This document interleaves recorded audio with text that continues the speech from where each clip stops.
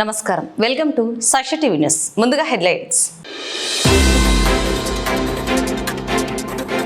ఆళ్లగడ్డ అహోబిల క్షేత్రంలో జరుగుతున్న అవకతవకలపై ముఖ్యమంత్రి చంద్రబాబు నాయుడు విచారణ జరిపించాలి. గంగుల విజేంద్రారెడ్డి డిమాండ్.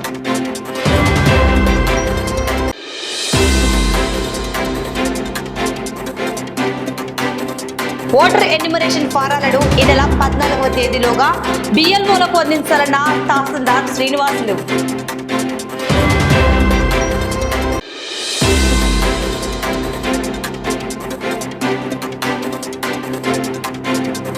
వైఎస్ఆర్ జయంతి వేళ నంద్యాల చిత్రకారుడు చింతలపల్లె కోటేష్ చిత్రాంజలి.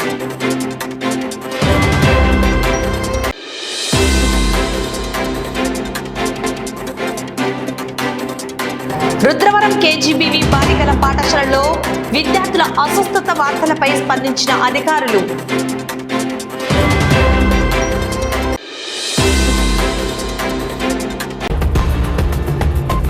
నంద్యాల జిల్లా రుద్రవరం కేజీబీవీ బాలికల పాఠశాలలో విద్యార్థుల అస్వస్థత వార్తలపై జిల్లా యంత్రాంగం తక్షణమే స్పందించింది. ఉన్నతాధికారుల ఆదేశాల మేరకు జిల్లా వైద్య ఆరోగ్య శాఖ అధికారి డాక్టర్ వెంకటరమణ, డిఈఓ జనార్దన్ రెడ్డి ఈరోజు పాఠశాలను స్వయంగా సందర్శించారు.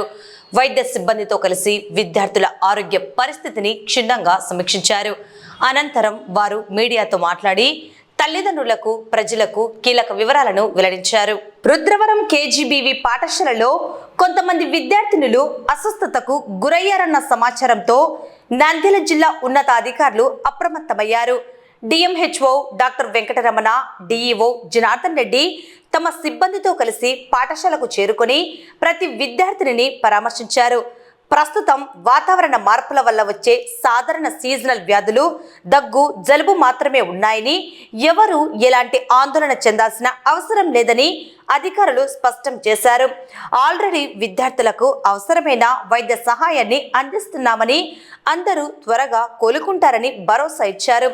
పాఠశాలలో చదువుతున్న ఒక విద్యార్థిని గత కొంతకాలంగా నరాల సంబంధిత వ్యాధితో చికిత్స పొందుతోందని అధికారులు తెలిపారు. ఆ విద్యార్థినిని చూసి మిగతా విద్యార్థులు కూడా తాము అనారోగ్యానికి గురవుతామేమోనని ఆందోళనకు లోనయ్యారని, అంతకు మించి మరేమీ లేదని క్లారిటీ ఇచ్చారు. కేవలం సాధారణ దగ్గు, జలుబు లక్షణాలు ఉన్న విద్యార్థులకు ఇప్పటికే మందులు అందజేశామని చెప్పారు. అనంతరం అధికారులు పాఠశాలలోని తరగతి గదులను, వంటగదిని లోతుగా పరిశీలించి పరిశుభ్రతపై సిబ్బందికి పలు సూచనలు చేశారు. ఈరోజు నంద్యాల జిల్లా రుద్రవరం గ్రామంలో ఈ టీవీలో స్కూలింగ్ తర్వాత ప్రెస్ లో కూడా మీడియా రావడం వల్ల కలెక్టర్ మేడం గారి యొక్క ఆదేశాల మేరకు మరియు మా టీము, మేము, డిఓ గారు, ఇక ఈ స్కూల్ కేజీబీవీ స్కూల్ ప్రిన్సిపల్ గారు అందరూ ఉన్నాము.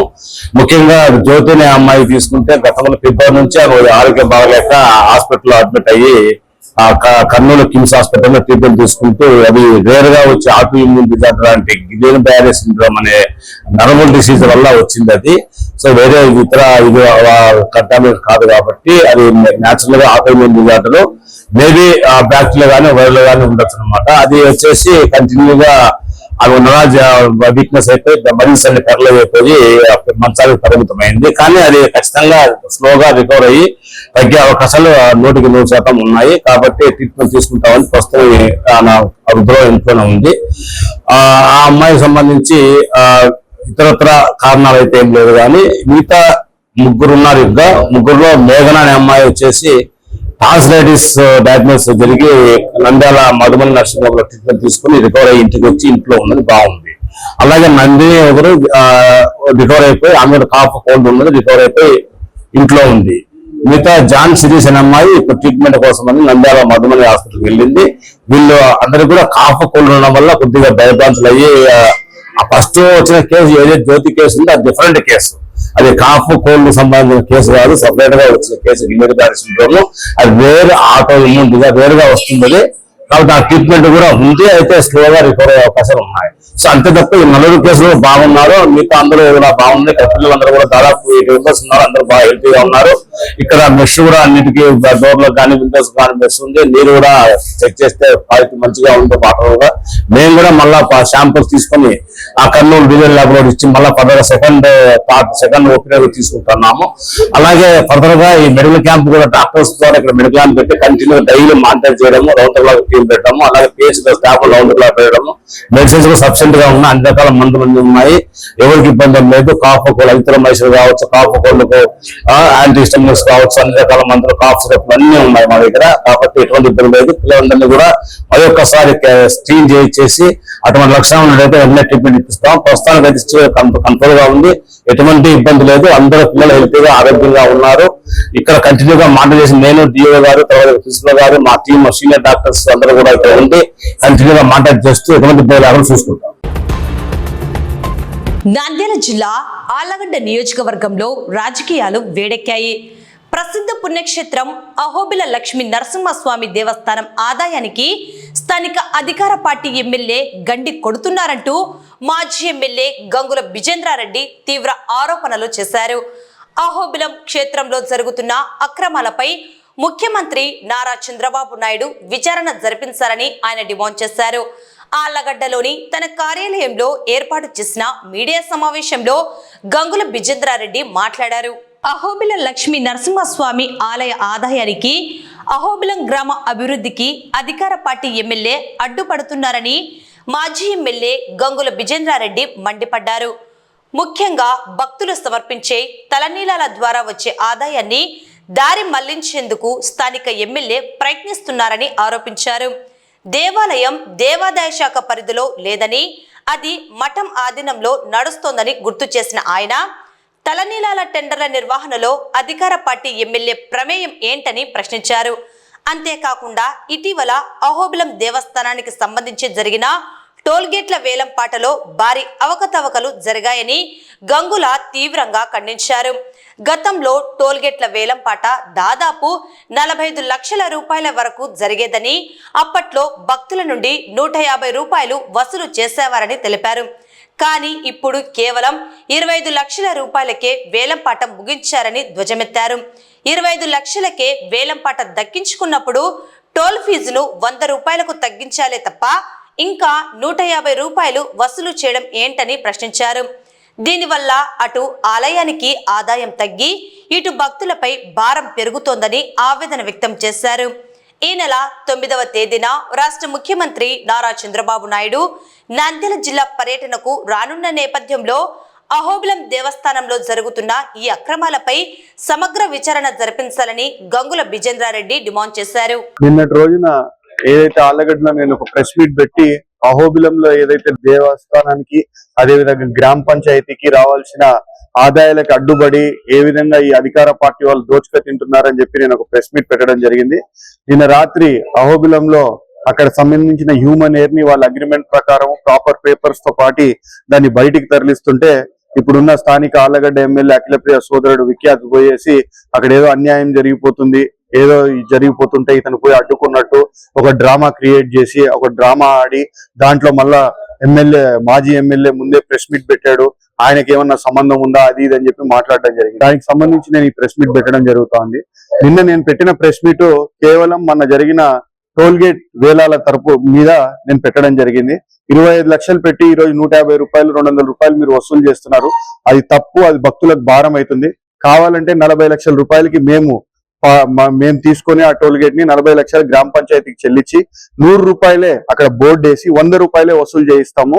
దేవస్థానానికి భక్తులకి భారం తగ్గుతుంది, అదే విధంగా గ్రామ పంచాయతీకి కూడా ఆదాయం వస్తుందని గత సంవత్సరం నేను ఛాలెంజ్ చేయడం జరిగింది. ఈ సంవత్సరం కూడా అదే నేను వాళ్ళకి చెప్పడం జరిగింది. దాన్ని పక్కన పెట్టేసి ఈ రోజు ఈ ఎంట్రికల్ మీద మాట్లాడడం జరిగింది. ఈ ఎంట్రికల్ టెండర్ కూడా నేను చెప్తా ఉన్నాను, గతంలో ఈ ఎంట్రికల్ టెండర్ గతంలో నుంచి కూడా చూస్తే మీరు 2024 సంవత్సరం వరకు కూడా ప్రతి సంవత్సరం ఈ టెండర్ పెరుగుతా పోయింది. 2024 సంవత్సరంలో ఈ టెండర్ 2 లక్షలకి పాడడం జరిగినప్పుడు పాడి ఆ డబ్బు చెల్లించడం. 2024 గవర్నమెంట్ మారిన సంవత్సరం అసలు టెండరే జరగకుండా పోయింది వీళ్ళు భయపెట్టడం వల్ల. 2025, 26 సంవత్సరానికి సంబంధించి 1,50,00,000కి టెండర్ పాడి 50 లక్షలు చెల్లించి 1 కోటి రూపాయలు ఈ రోజు కూడా చెల్లించలేదు.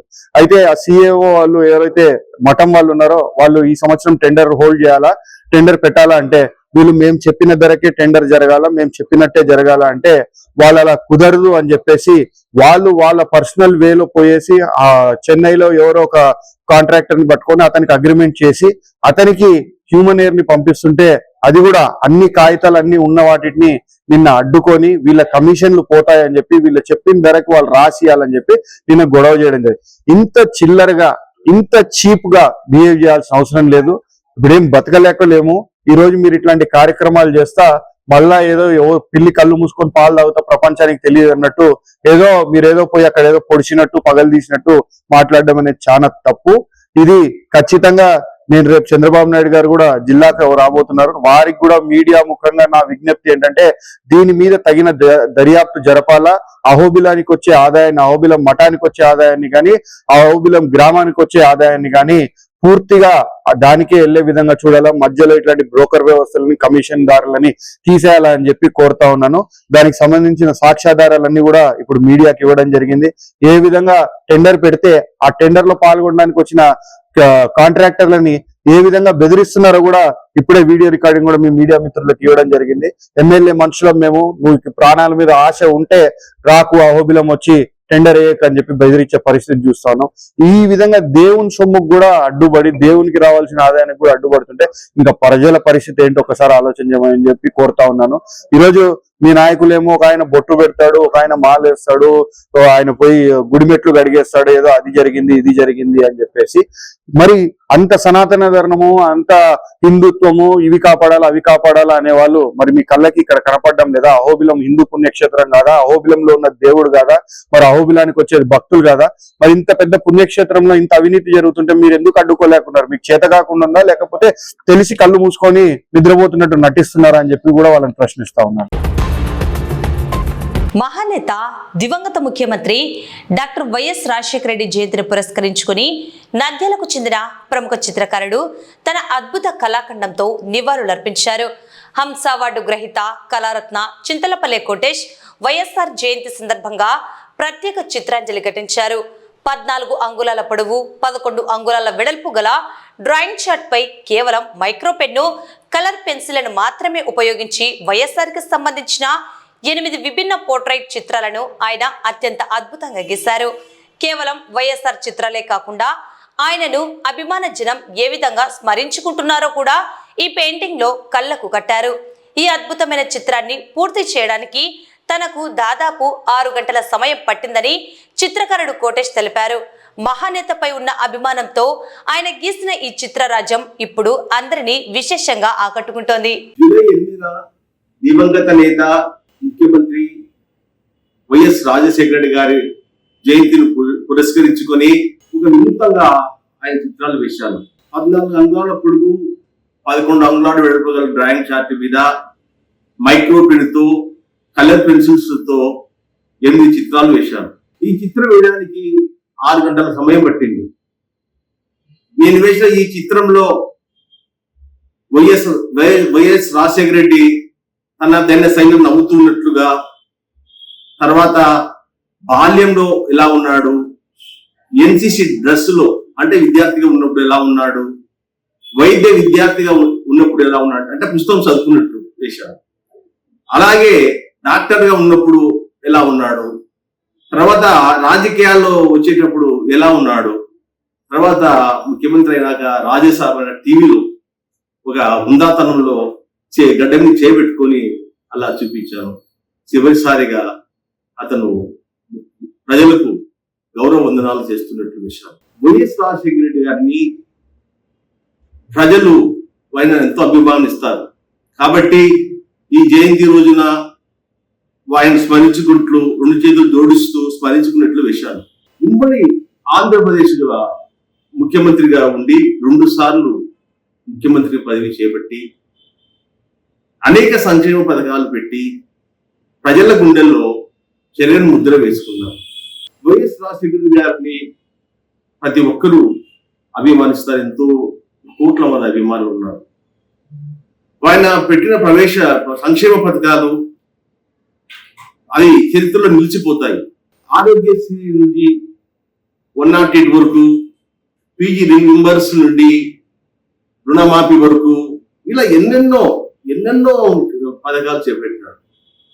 మన గురిజాడు అన్నట్టు ఒట్టి మాటలు కట్టి పెట్టబోయి గట్టి మీలు తలపెట్టబోయి అన్నట్లు ఆయన మాట ఇచ్చాడంటే అది హామీ ఇచ్చాడంటే అమలు తీరాల్సిందే.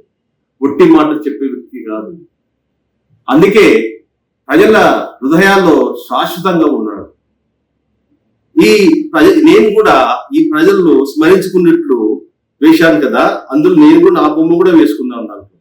అంటే నేను కూడా ఆయన అభిమాని కాబట్టి ఆయన స్మరించుకున్నట్లు ఉన్నట్టు నేను కూడా నా బొమ్మ నేను కూడా వేసుకున్నాను.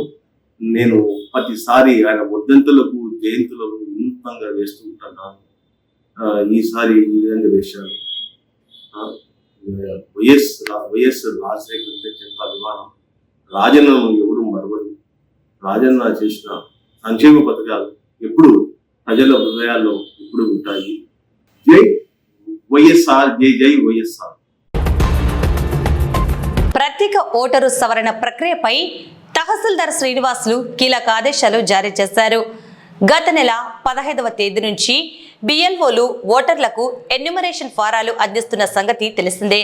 అయితే పూరించిన ఈ ఫారాలను తిరిగి బిఎల్ఓలకు సమర్పించడానికి ఈ నెల 14వ తేదీ వరకు మాత్రమే గడువు ఉందని తహసీల్దార్ స్పష్టం చేశారు. ఇప్పటి వరకు కేవలం 50% ఫారాలు మాత్రమే వచ్చాయని, మిగిలిన ఓటర్లు కూడా ఆలస్యం చేయకుండా తమ ఎన్యూమరేషన్ ఫారాలను వెంటనే సంబంధిత బిఎల్ఓలకు అందించి సహకరించాలని తహసీల్దార్ శ్రీనివాసులు కోరారు. నంద్యాల పట్టణ ప్రజలకు విజ్ఞప్తి. ఇప్పుడు రాష్ట్ర ఎన్నికల కమిషన్ వారు ఎస్ఐఆర్ స్పెషల్ ఇంటెన్సివ్ డివిజన్ అనే కార్యక్రమాన్ని చేపట్టడం జరిగింది. ఇందులో భాగంగా మన నంద్యాల పట్టణంలో కూడా ఎస్ఐఆర్ ప్రక్రియను చేపట్టడం జరుగుతున్నది. ఇందులో భాగంగా ప్రతి ఒక్క ఓటర్కు ఎన్యూమరేషన్ ఫారం అన్నటువంటివి ఇవ్వడం జరిగింది. వాటిని మీ యొక్క సమాచారము అందులో పూర్తిగా పొందుపరిచి ఆ సమాచారాన్ని తక్షణమే మీకు సంబంధించిన బిఎల్ఓలు డోర్ టు డోర్ వెరిఫికేషన్కి వచ్చినప్పుడు వారికి వెంటనే ఇచ్చి సహకరించాలని కోరుతున్నాము. అదేవిధంగా సహకరించి మీ ఓటును ఓటర్ల జాబితాలో పొందుపరుచుకునే విధంగా కోరుతున్నాము. కాబట్టి దయచేసి సమయం చాలా తక్కువగా ఉన్నది. కాబట్టి నంద్యాల నియోజకవర్గంలో ఇంకా నంద్యాల పట్టణంలో 50% మాత్రమే పూర్తయినది. ఇంకా 50% పూర్తి కావాల్సినది. కాబట్టి ప్రతి ఒక్క ఓటరు మీకు సంబంధించిన సమాచారాన్ని తక్షణమే మా బిఎల్ఓలకు ఇల్లు తిరిగి వచ్చినప్పుడు మా బిఎల్ఓలకు అందించి సహకరించవలసిందిగా కోరుతున్నాము. కాబట్టి ప్రతి ఒక్క ఓటరు కూడా ఈ ఎన్యూమరేషన్ ఫారం సమర్పించడము మీ బాధ్యతగా, మీ కర్తవ్యంగా భావించి మా బిఎల్ఓలకు సహకరిస్తారని ఆశిస్తున్నాం. ప్రస్తుతం ఎన్నికల కమిషన్ మాత్రము 14వ తేదీ వరకే నిర్ణయించడం జరిగింది. కాబట్టి 14వ తేదీ లోపలనే ఈ ఎన్యూమరేషన్ ఫార్మ్స్ సమర్పించడము మరియు డిజిటేషన్ చేసే కార్యక్రమం పూర్తి కావాలని కూడా కోరుతున్నాము. వార్తలు ముగించే ముందు ముఖ్యాంశాలు మరోసారి. ఆళ్లగడ్డ అహోబిల క్షేత్రంలో జరుగుతున్న అవకతవకలపై ముఖ్యమంత్రి చంద్రబాబు నాయుడు విచారణ జరిపించాలి. గంగుల విజేంద్రారెడ్డి డిమాండ్.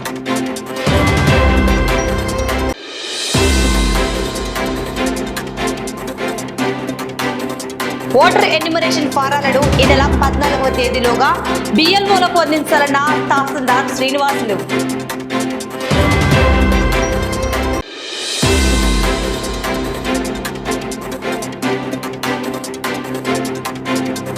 వైఎస్ఆర్ జయంతి వేళ నంద్యాల చిత్రకారుడు చింతలపల్లె కోటేష్ చిత్రాంజలి.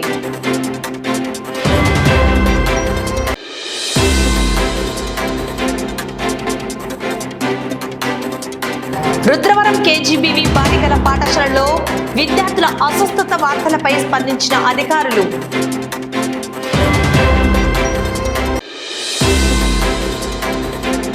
ఈ వార్తలు ఇంతటితో సమాప్తం. నమస్కారం.